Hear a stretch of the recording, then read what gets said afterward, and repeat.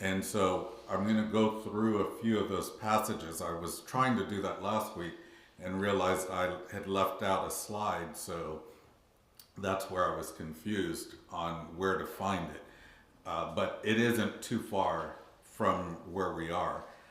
So I'm going to go ahead and deal with a couple more points, and then we're going to pause and talk about the Sabbath, because I'd wanted to pause there anyway and talk about that, because I do believe this is an area where we haven't given the best explanations according to God's word.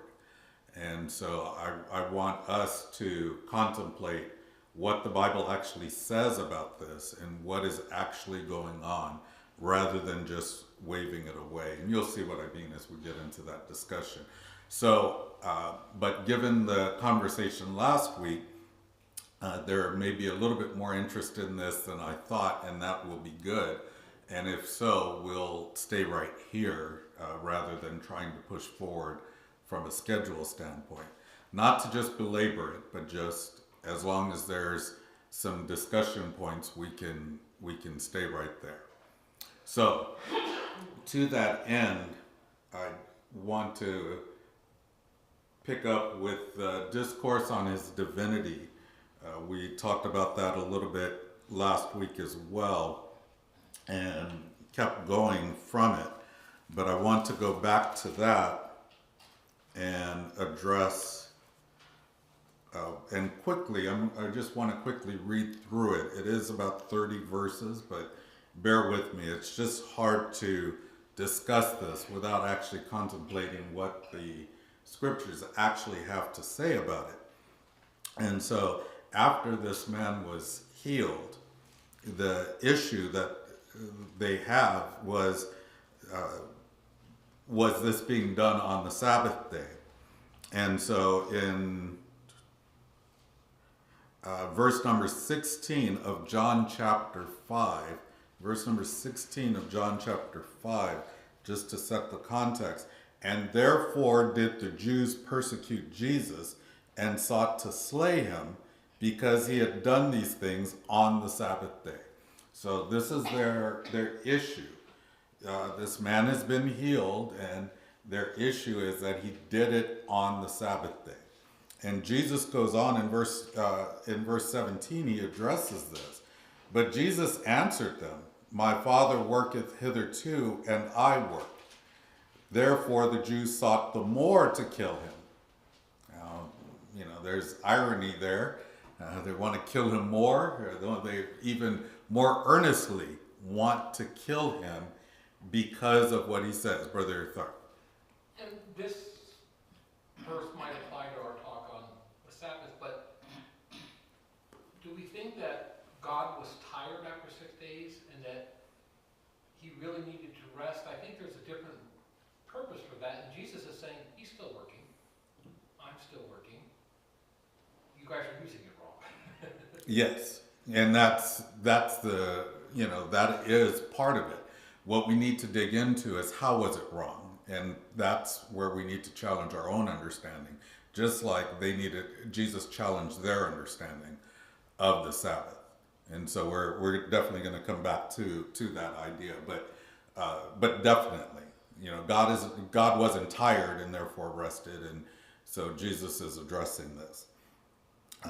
Let's see. So they sought the more to kill him because he had not only broken the Sabbath, but said also God was his father, making himself equal with God. Please note the reasons they're going after him. Now, they already had reason that they're opposing him. It's just building. There's more and more reason. So they're motivated to kill him. They're motivated to oppose him. This is clouding everything. And this is important for us because our own predispositions can often cloud how we read and understand the scripture. Brother Tharp.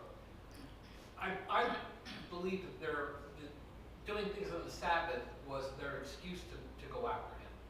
But they really didn't like that he made himself equal to God. That, I think, is what really ticked them off. Well, again, they were already looking to oppose him. Then they're looking to kill him because he did it on the Sabbath day. Why? Because he's asserting authority in their minds over the Sabbath. In their minds over the Sabbath. And he does have authority over the Sabbath, but again, all is not as it seems to be there. But they sought to kill him there. And now he makes himself equal with God. Again, what is it about him being in authority? What is the issue with Jesus being in authority? Well, it challenges their authority. That's the issue. Even in our service to God, we can sometimes put it aside, the purpose that we're doing, because of ourself. We start serving our own egos. And that's what's going on here. They're feeding. I mean, we're outside looking in. And this seems absurd, does it not? It just seems crazy. You're looking for the Christ. Here he is. And you have a problem with what? Him healing a man on a Sabbath day? You have a problem with what? Him saying that he's the Son of God? You don't like this man. You've decided he is not the Christ. You're not the one. Brother Thurp. Yeah, sort of what I was thinking too is that when you don't like somebody, their jokes aren't funny, anything they do, we see it in politics. The other side, no matter what they do, gets blamed as they're monsters. You see it in rivalries. The other side can't do anything right, and they've already made up their mind to not like him. Now, we always hear all the time, oh, he was taking their authority away. And I wonder if it was an overt thought on theirs, hey, he's challenging our authority, or were they so much entrenched in authority that anybody even attempting to get the light, they automatically dislike, without even consciously thinking about he's challenging our authority. So I think it was a reaction, just a normal reaction from people in power not letting anybody else rise up at all. Yeah, if you ask me what I think on this, I don't believe it's just them sitting down and analyzing the situation and saying, well, what's happening here is we've got the Christ and he's challenging our authority. No, that's not what's going on. We really get the idea that they've already determined he is not the Christ. So it's not, we don't like the Christ, we don't like this man challenging our authority. He doesn't fit what we were expecting from the Christ. And now he's doing all of these things and they're reacting to it. That's why I said we're on the outside looking in, and it seems absurd because we're looking at it and we know he's the Christ, but they're denying that to themselves first. So just going on with what he has to say here, in verse number 19, then answered Jesus and said unto them, verily, verily, I say unto you, the Son of Man can do nothing of himself, but what he seeth the Father do. For what things soever that he doeth, these also doeth the Son likewise. For the Father loveth the Son, and showeth him all things that himself doeth. And he will show him greater works than these, that ye may marvel. For as the Father raiseth up the dead, and quickeneth them, even so the Son quickeneth whom he will. For the Father judgeth no man, but hath committed all judgment unto the Son. Now we're talking very much authority here. He's talking about his own authority. But I think a lot of times people miss the fact that he's also talking about how everything he's doing is by God's authorization, by God's example. That's what he's showing. So notice what he says as he continues in verse 23, that all men should honor the Son, even as they honor the Father. He that honoreth not the Son honoreth not the Father, which hath sent him. The question of did he make himself equal with God? Absolutely. He equated denying me is denying the Father. They're going to be one and the same. Verse 24, verily, verily, I say unto you, he that heareth my word and believeth on him that sent me hath everlasting life, and shall not come into condemnation, but is passed from death unto life. Verily, verily, I say unto you, the hour is coming, and now is, when the dead shall hear the voice of the Son of God, and they that hear shall live. Verse 26, for as a father hath life in himself, so hath he given to the Son to have life in himself, and hath given him authority to execute judgment also, because he is the Son of Man. Marvel not at this, for the hour is coming in the which all that are in the grave shall hear his voice, and shall come forth, they that have done good unto the resurrection of life, and they that have done evil unto the resurrection of damnation. I can of mine own self do nothing. As I hear, I judge, and my judgment is just, because I seek not mine own will, but the will of the Father which has sent me. If I bear witness of myself, my witness is not true. There is another that beareth witness of me, and I know that the witness which he witnesseth of me is true. You sent unto John, and he bare witness unto the truth. He goes on, and he makes this whole argument, and it goes on for the next 10 verses. But as he's doing so, he's talking about the things the Father does for man on the Sabbath. He equates that. He gives examples of it.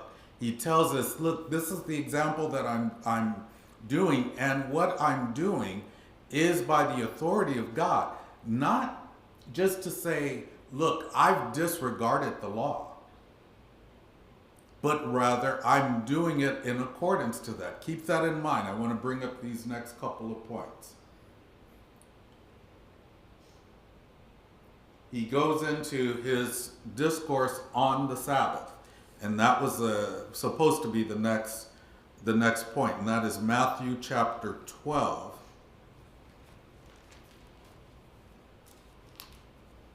verses 1 through 8.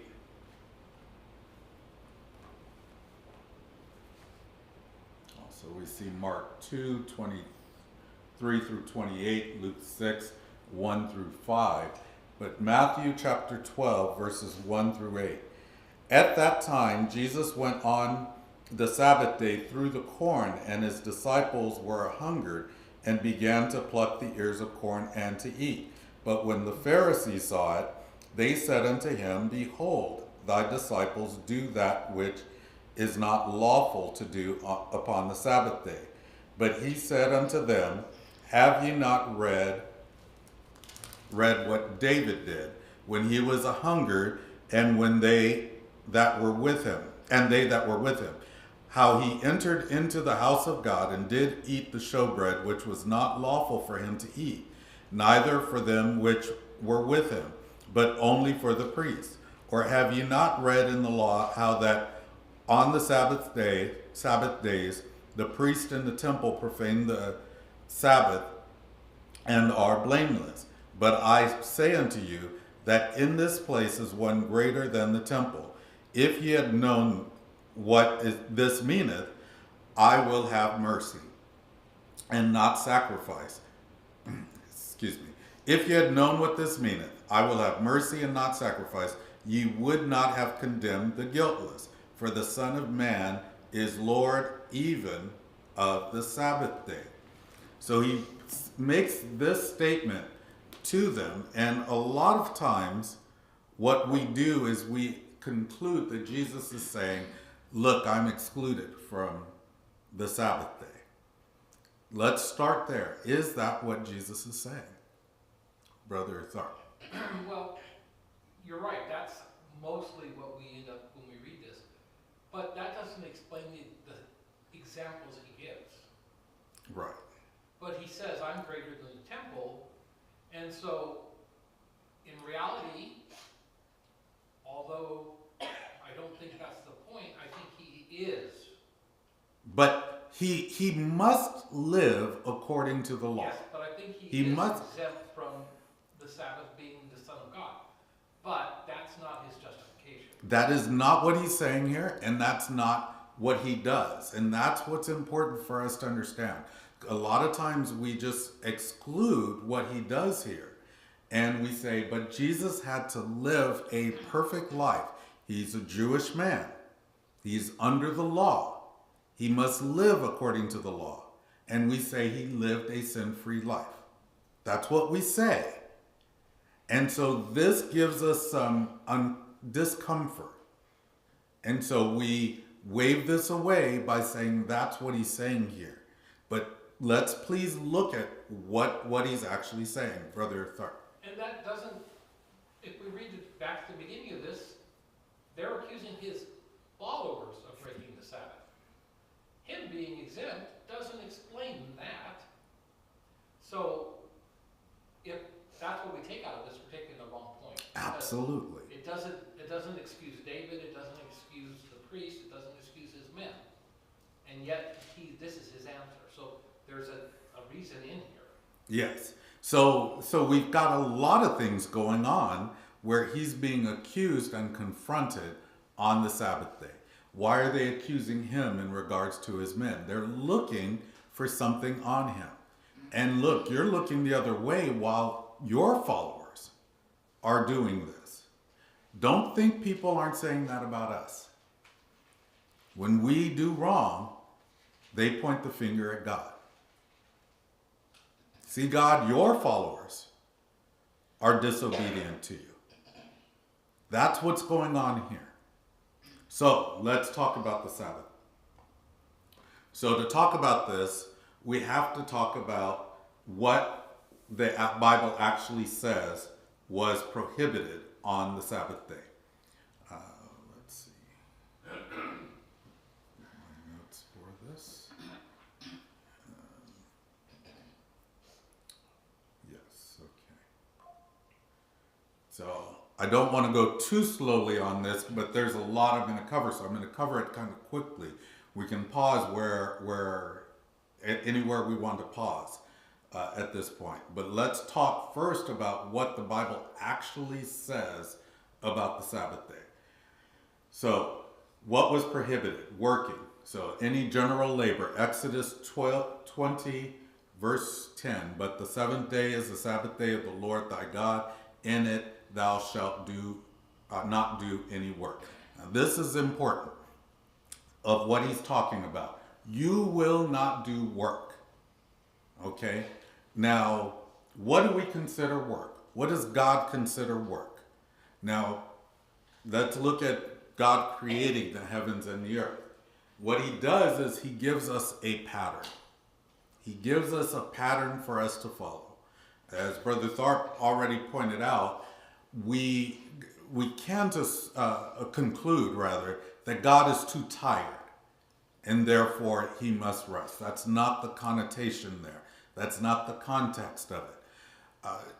Because if that were the case, we might say, well, I'm not tired on the Sabbath day, or, now we might look at the Lord's day in that same way. It's not the same.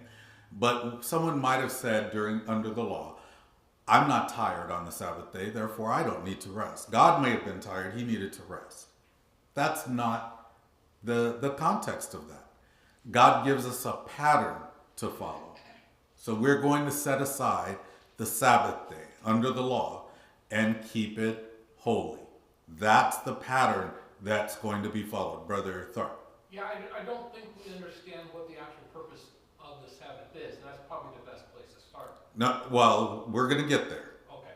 Yeah, we're looking at what it actually says, and we'll look at what's allowed and what its purpose is, because Jesus points out what its purpose is pretty clearly. But the idea, go ahead.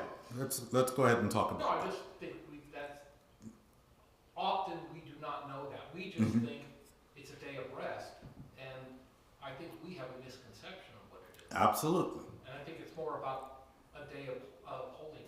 And that is why we're talking about this, because we have a misconception of even what it meant. Because why do we have such a misconception of it? because they had a misconception of it. They perverted what God's word says. That's where we're going with this. So to know that, though, we have to understand what it actually said. And that is, don't work. Don't do labor, Brother Tharp. Part of our misconception comes from mostly the New Testament. How we hear them saying what the Sabbath is, and then we hear Jesus, and we make an excuse that he's not under the Sabbath, when we don't realize he's telling them you're understanding it wrong. So we don't have a clear, unless you really study it, a clear understanding of the Sabbath. Which is why we've got to go back and look at the Old Testament. To understand what is actually going on there, we have to go back and look at the Old Testament. So he says, don't work. That much is clear. He says, he talks about buying and selling in Nehemiah 10:31. If the people of the land bring ware or any victuals on the Sabbath day to sell, that we would not buy it of them. They are not to be engaging in commerce during this. Carrying burdens or transporting goods, Jeremiah 17, verses 21 and 22. But he says, bear no burden on the Sabbath day. And so then it's going to become a question of what is the burden. But he goes on and he says, neither do ye any work, but hallow ye the Sabbath day. And so now we're starting to get to that purpose. Hallow ye the Sabbath day. Brother Tharp. On buying and selling, do you think that was at the individual level? Like, say, they didn't have fast food, but let's use that example. They were hungry and they went and bought something to eat. Or is it commerce? Don't be buying and selling goods on a business type level. Or is it all of that? Yeah, so it is all of that, because they weren't to be buying or selling goods. If someone were to go and buy something because they were hungry, that means somebody's selling something. Could have been an outsider. Something. It could have been, but they were to be pretty self-sufficient. And so that would have meant, again, we're going way back under the law, not after scattering or anything of that nature. They were to be pretty self-sufficient. So they were to prepare ahead of time. We see even a pattern given with the manna that's from heaven. Look, you can gather it up day by day, but then you're going to gather up also for the Sabbath day. And that's the only time you were permitted to store up, and it was just for the Sabbath day. You weren't going to keep any, you weren't going to hoard any. It was just God was going to provide for you day by day. But you weren't going to gather on the Sabbath day. However, you were going to eat. Now that just seems obvious, but I want to put it out there. You were going to eat on that day. Does that mean preparing it? Because didn't they use the manna sort of they just didn't like eat it raw. They actually made things out of the manna, like we're going to talk about preparation in a moment. Okay. So travel for business. Exodus 16, verse 29. Abide ye every man in his place. Let no man go out of his place on the seventh day. And gathering or preparing food. Exodus 16, verses 23 through 26. Bake that which you will bake today. Why? Why is he telling them that? The preparation is work. And that which remaineth over lay up to be kept until the morning, for today is the Sabbath unto the Lord. So there he's talking about the manna. And preparation of it. Prepare it ahead of time so that you're not working on the Sabbath. And the final one, kindling a fire. Exodus 35, verse number 3. I wanted to get all of these up here to discuss. Ye shall kindle no fire throughout your habitations upon the Sabbath day. And that, so when we look at this, there is a context. And it is that of working. It is that of working for your future sustenance, working to provide for others, not a need, but rather work. True labor that man was doing. And so that would include household labor. Right? I'm not going to say, okay, well, it's a Sabbath day. I'm not going to work. It's a day off, like we might think of it. So I'm going to do some home repairs. I'm going to do this, that, or the other around the house. That's work. Preparing a meal is work. Cleaning the house is work, right? That's not what you're supposed to be doing on the Sabbath day. There's a purpose for the Sabbath day. And so it wasn't to work, Brother Tharp. Yeah, and they didn't have TV and the internet and stuff, so what does that leave them to do? Yeah. I And think the whole purpose, but contemplate God.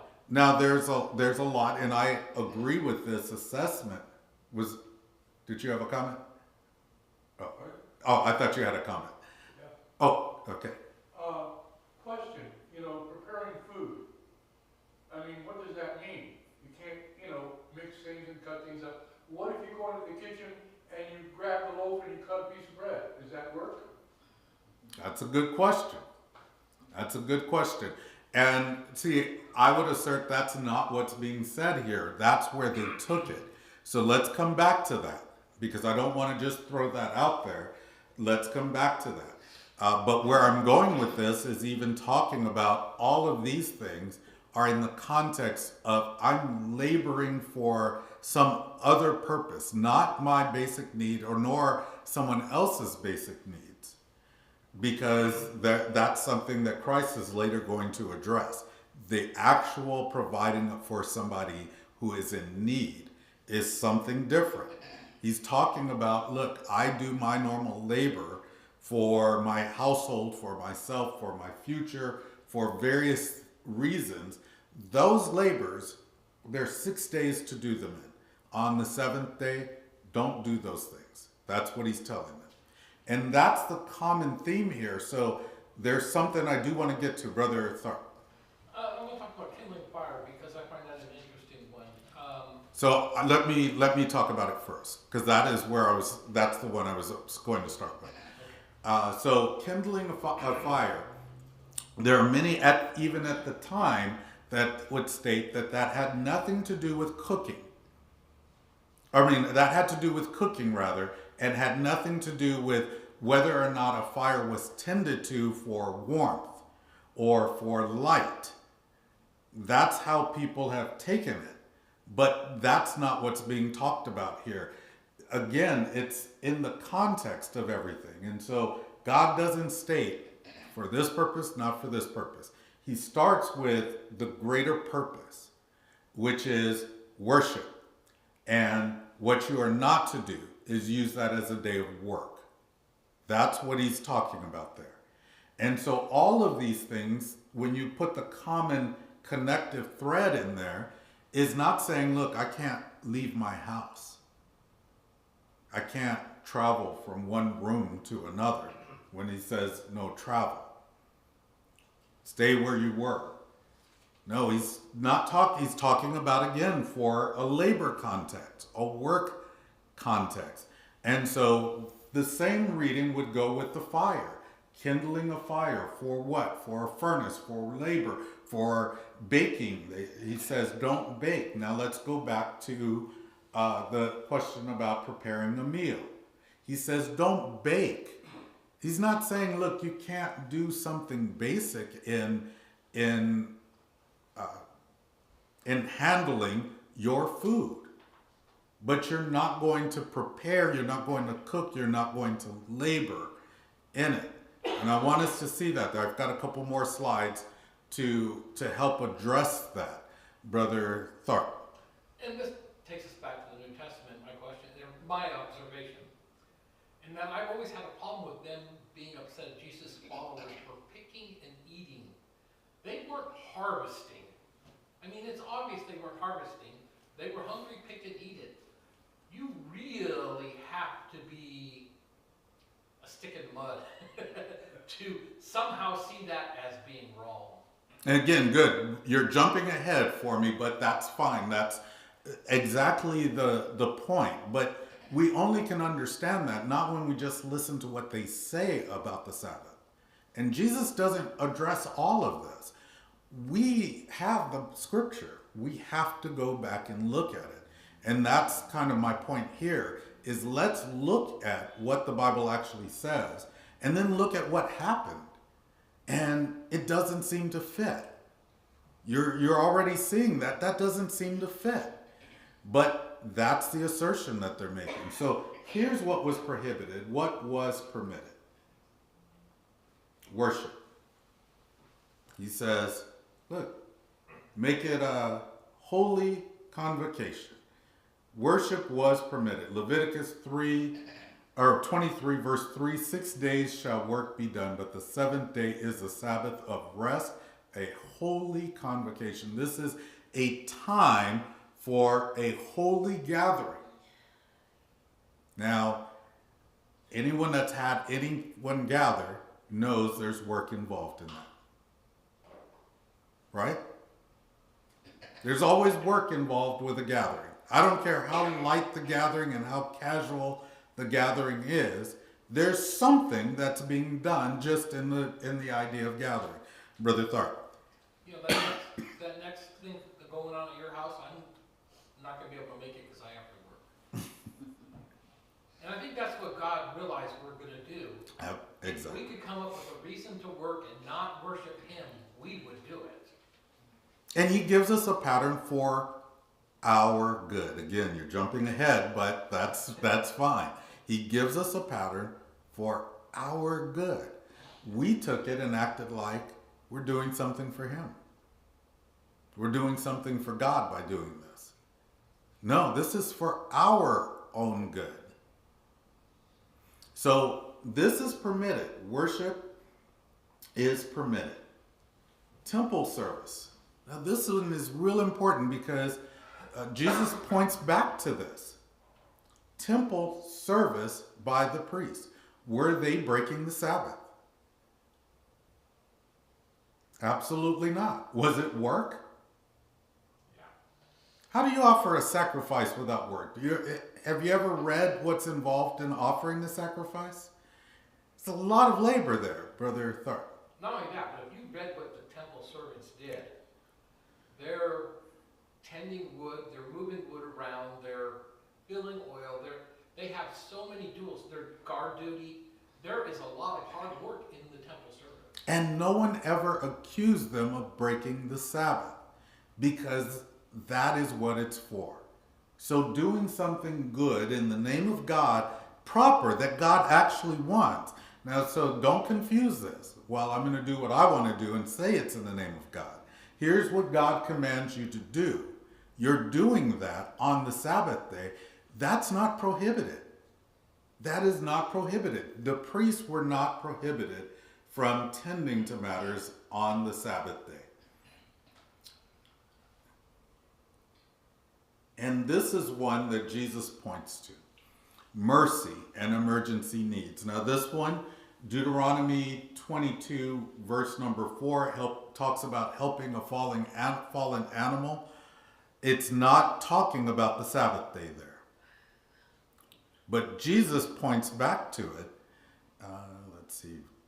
Deuteronomy 22, verse number 4. Thou shalt not see thy brother's ass nor his ox fall down by the way, and hide thyself from them.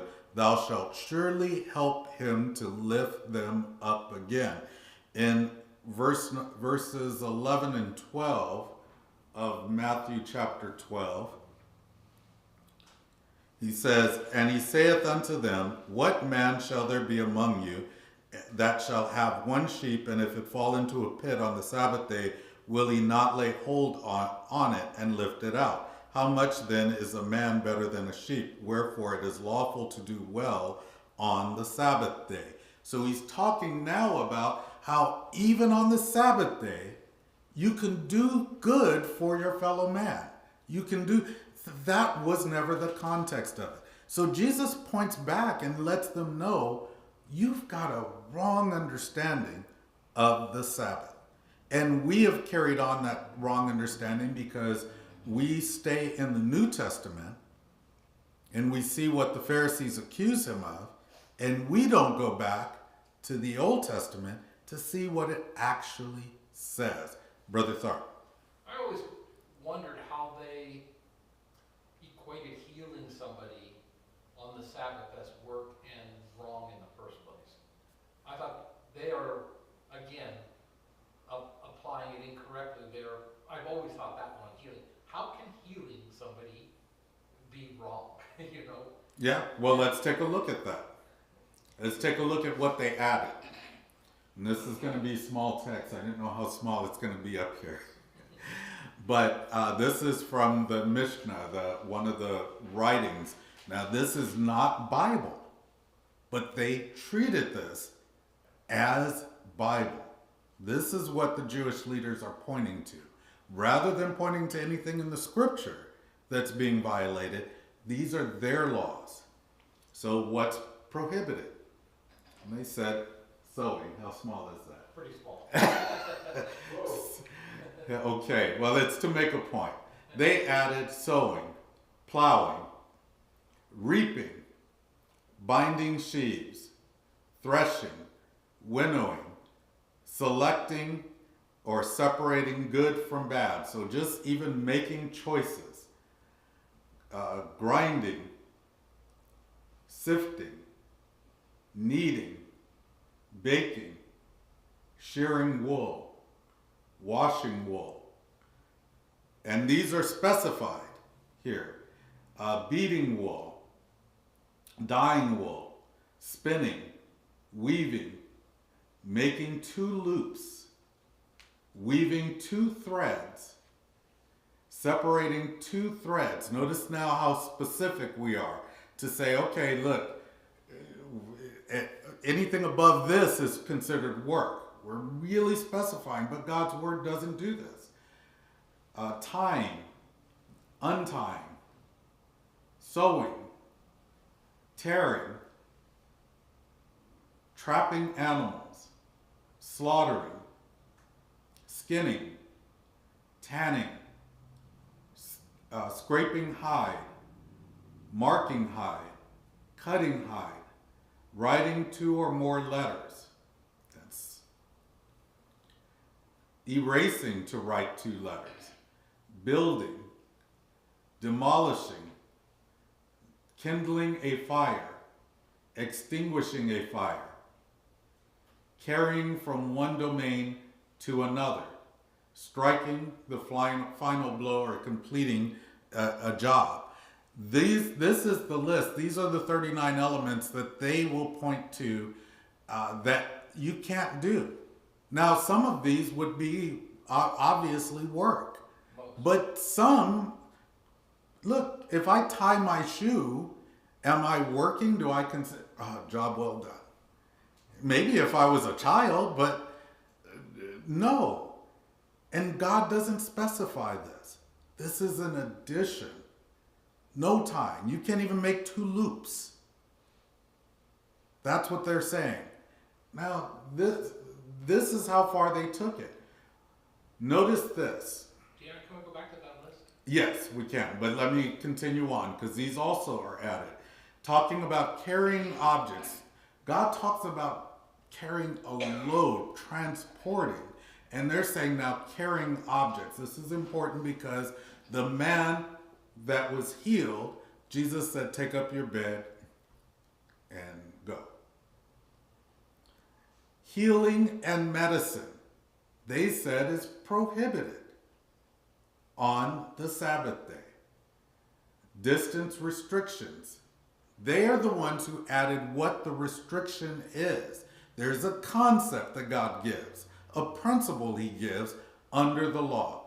They now decided on how far is too far. Codifying it. Kneading, mixing, and cooking. Writing or erasing. All right, let's talk about it. You want to go back to the previous list? Yeah. Okay. What they're doing is they're codifying God's law. Which one? Well, we can agree that most of those are working.